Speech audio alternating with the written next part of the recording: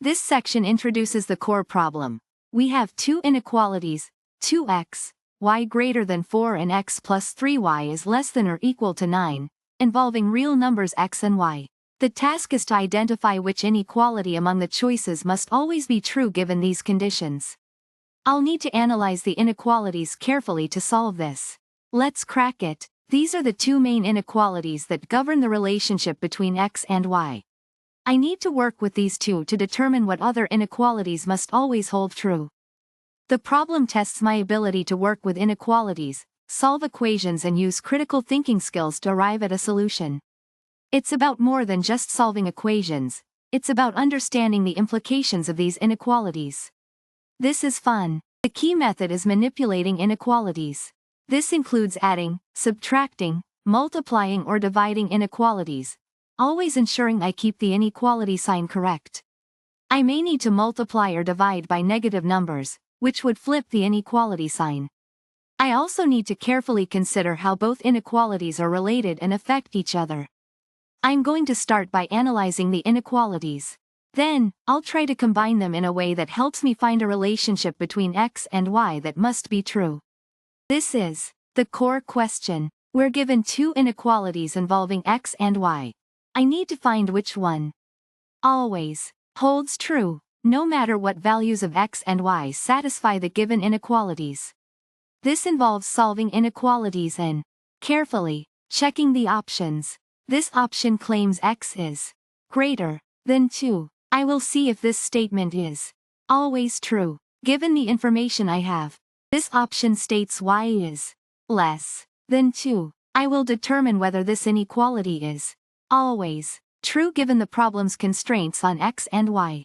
Here, the claim is that the sum of x and y is positive. I'll check whether this condition always holds true based on the inequalities I'm given.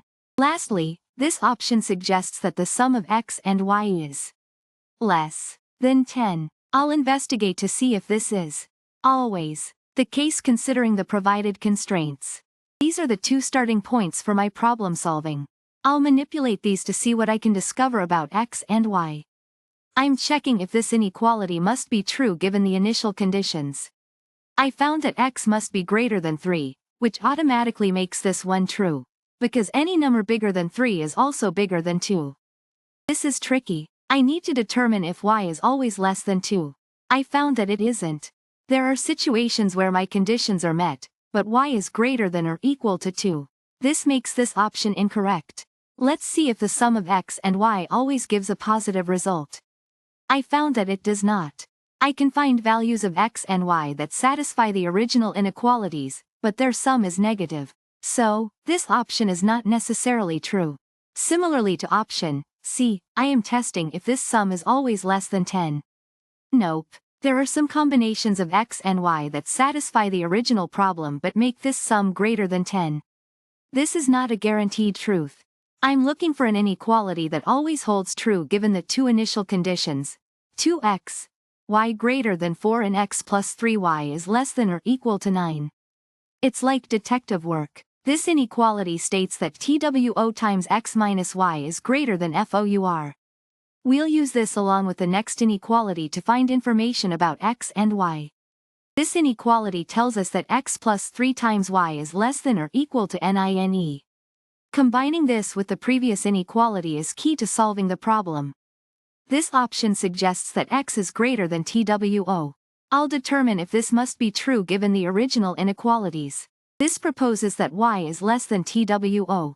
I will check whether this is always true based on the given information. Here, I'm investigating whether the sum of x and y is always greater than 0. I'll see if the original inequalities guarantee this. This option posits that x plus y is less than TEN. I'll test if this is always the case. I've got two inequalities here. 2x minus y is greater than 4, and x plus 3y is less than or equal to 9. These are the rules we need to follow. Let's find out what we can learn from them. This option says x is greater than 2. I'll show you later that I can prove this one is always true given the inequalities we started with. Option B says y is less than 2. I can find examples where this is false, so this isn't always true. Let's explore that. Option C suggests that x plus y is greater than 0. I can show you situations where this also is false, so this isn't guaranteed. Finally, option D says that x plus y is less than 10. Again, I can make this untrue with specific numbers that still fit our initial rules. Core question is, which of these options always holds true if we follow the original inequalities? I'll find it out by manipulating the inequalities to see what they tell me about the variables. Let's dive in. I'm given two inequalities. 2 times x minus y is greater than 4, and x plus 3 times y is less than or equal to 9. My goal is to find which inequality must always be true given these conditions.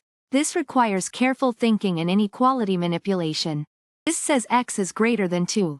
I'll check if this is always true based on the other two inequalities. This says y is less than 2. I'll check this one too. This might be tricky. I need to see if I can find values of x and y that satisfy the original inequalities but make y greater than or equal to 2. This inequality says x plus y is greater than 0.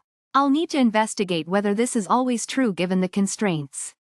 This inequality suggests x plus y is less than 10.